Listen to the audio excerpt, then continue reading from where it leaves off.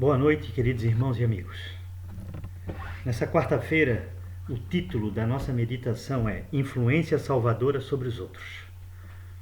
O texto base está em 1 Tessalonicenses, capítulo 1, verso 7 e verso 8, que diz assim: De maneira que fostes exemplo para todos os fiéis na Macedônia e Acaia, porque por vós soou a palavra do Senhor, não somente na Macedônia, Acaia, mas também em todos os lugares a vossa fé para com Deus se espalhou de tal maneira que já dela não temos necessidade de falar coisa alguma. Se eu fosse de Tessalônica, eu ficaria muito contente com esse elogio, não é mesmo? Você não ficaria? Um elogio desse dado pelo irmão Saulo, que depois foi chamado de Paulo, realmente é um elogio para nos levar a meditar na nossa vida cristã e ficar alegres. Porque quando nós sabemos que nós demos um exemplo cristão verdadeiro e levamos pessoas a elogiar o nome de Cristo por isso, elogiar a religião por isso, nós realmente ficamos contentes, alegres, não é mesmo? Mas, olhando hoje para o cristianismo, para aqueles que se dizem cristãos hoje, irmãos, quanta tristeza, não é mesmo? Como o nome de Deus, o nome de Cristo está sendo desonrado. E muitas vezes nós, sem pensar, uma palavra sem pensar, um ato impensado, podemos também desonrar o nome de nosso Senhor. A meditação tem como título Influência Salvadora sobre os Outros. Essa influência salvadora que Tessalônica teve, que a igreja de Tessalônica teve sobre todos, o exemplo que deu às outras igrejas, é o exemplo que nós devemos dar hoje também.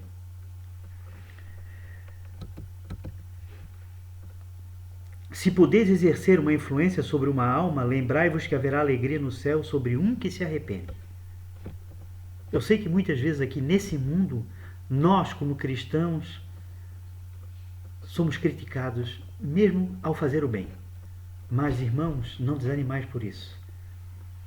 O próprio Cristo foi criticado muitas vezes. Se nós estivermos com a nossa consciência tranquila com Deus, para fazer o bem, é isso que nós devemos fazer. E a meditação aqui diz que se o nosso exemplo for o exemplo de Cristo, continuamente, sem desanimar, nós vamos ter sucesso em nossa jornada cristã. E outra coisa também que aqui fala que é muito importante, é sobre os jovens. Diz assim: a juventude que é consagrada a Deus significa uma poderosa influência para o bem. Pregadores ou membros leigos avançados em anos não conseguem metade da influência para o bem sobre a juventude que os próprios jovens, se devotados a Deus, podem ter sobre seus companheiros. Se a juventude for uma juventude, se o jovem for um jovem devotado a Deus,